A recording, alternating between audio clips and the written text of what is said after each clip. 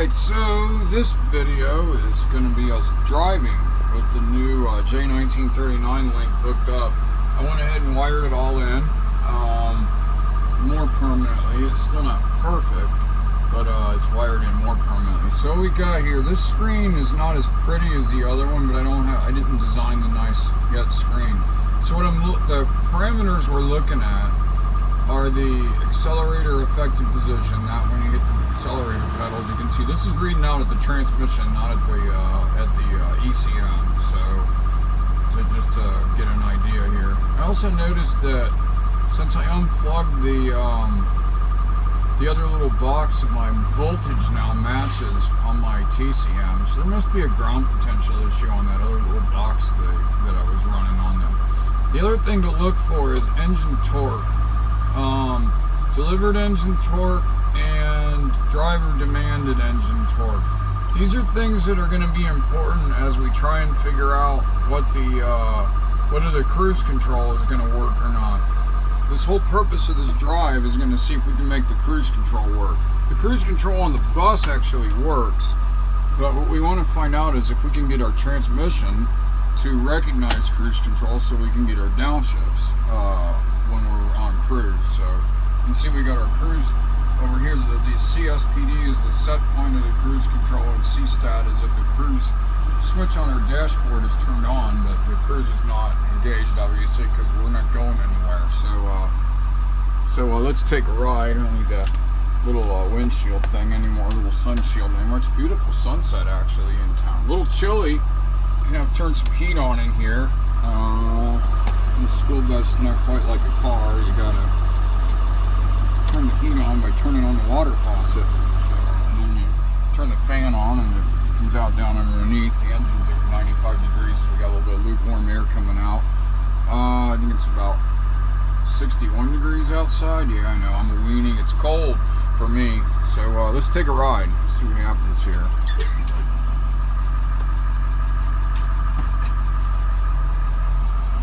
First off, I don't even know if it's going to shift gears because I don't have that other box in here. It should. So let's see what happens. They're reading our throttle as we go up. I know this is probably hard to see on this video.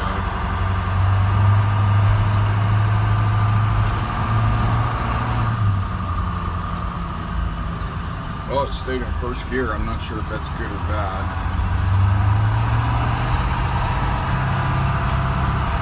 There's second.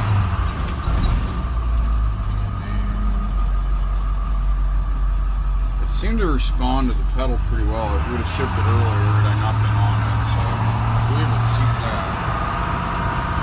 The engine torque reading is being sensed pretty high. I don't know if that's through the J1939 or if that's actually a manufactured value. That's it we got to find out, is what does the computer do when we get up to speed and put on the cruise. So we got to get out of the neighborhood before we can use cruise control.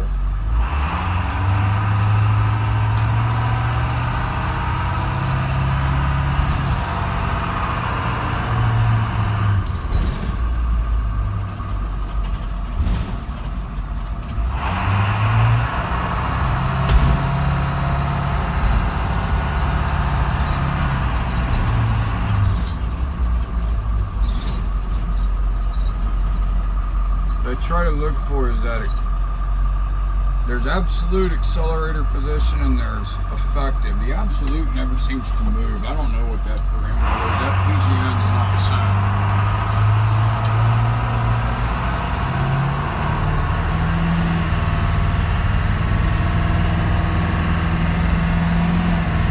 We got a little flare. There's my lockup, a little bit higher than before.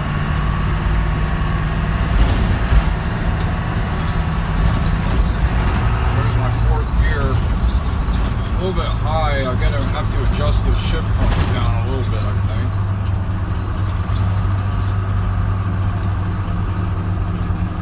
Oh, we're going above 35. I can set the cruise control to do that. Okay, we're on cruise, and guess what? It is sending accelerator position.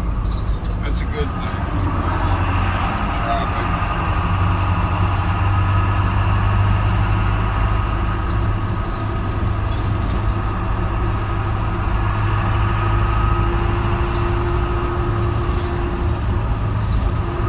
isn't a great road to do it on, but it's good enough. Let's try again.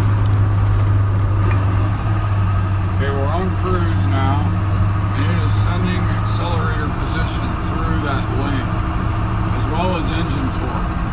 So that says that getting it out on the highway, I should have downshifts for cruise. That's a badass thing that it's doing. Sorry, it makes my video XXX now. We'll cancel that cruise control here. That was what I was hoping it would do, that it wasn't doing before when we were hooked up to the pedal. So that's a good thing. Turn this bus around. I want to put that other screen up. Of course, it seems to be the time when I want to do that, I get followed by traffic. So let's see what we can do here. This guy behind me is being a pain in the butt. Rightly so, I guess.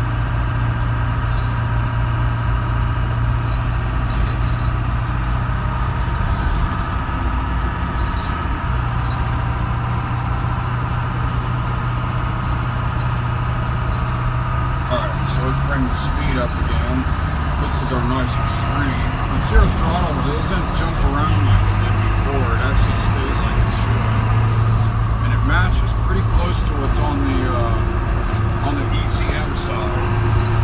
So here we go, cruise control again. And there you go. We're on cruise. You can see it's pushing throttle position now. Just like it should. Pulls the speed.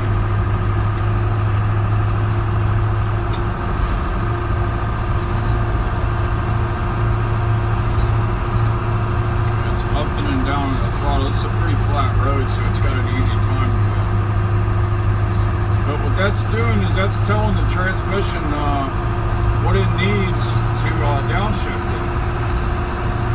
Here we go. There goes the throttle going up just a little bit of an incline. Now it's backing off as we go through the incline. I gotta slow down. I got one of those little roundy things up here. I don't really want to go flying through it at 45 miles an hour.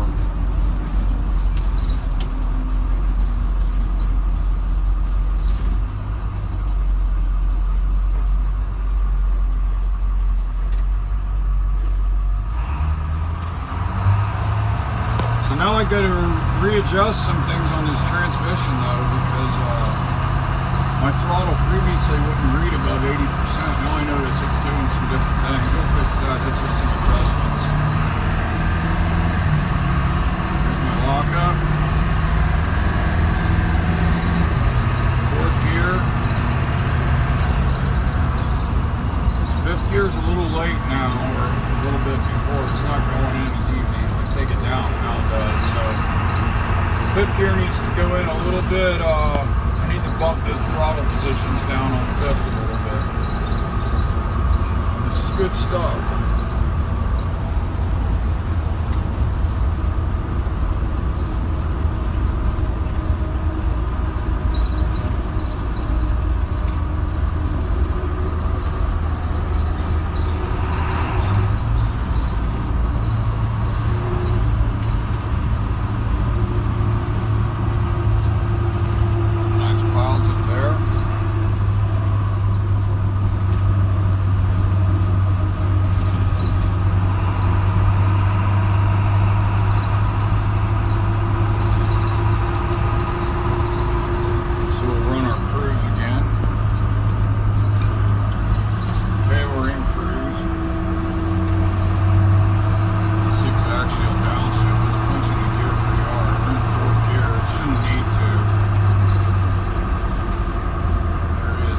Right off as we go down the hill.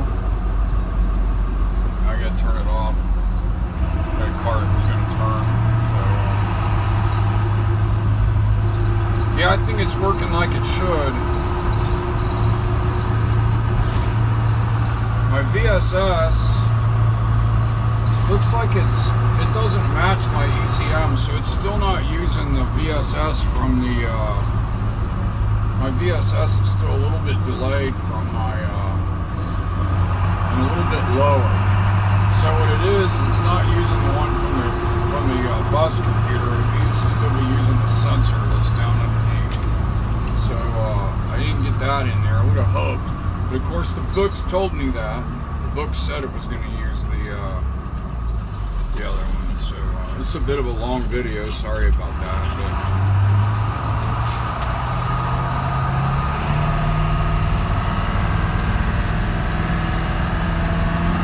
a little bit of flare on that second to third.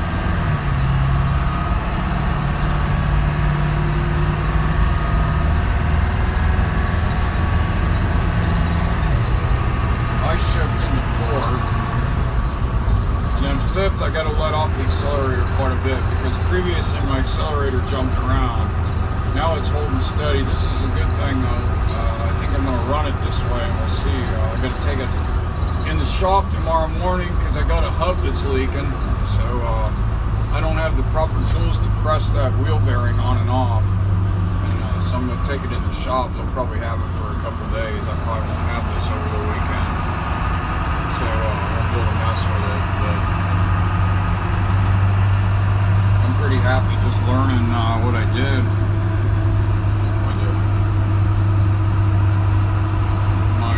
Right front hub is leaking oil, and I ran it low. I never ran it dry, but I discovered it and I'd run it low. As I checked the fluid, it was pretty darn low, so I don't know if it toasted the wheel bearing or not, but the wheel bearing's got to come off to replace it, so I'm going to have them change the wheel bearing too. I just don't have the tools to. It's according to the book, it's pressed on the spindle, and I don't have the tool to pull a big enough puller to pull that off of there, off that spindle. So got a shop that this bad boy is going to go to, and they'll take care of it. I got a lot of work to do over this weekend anyway, so no big deal there. So yeah, there we go. It's good. Preliminary results are looking good for the cruise control on the throttle.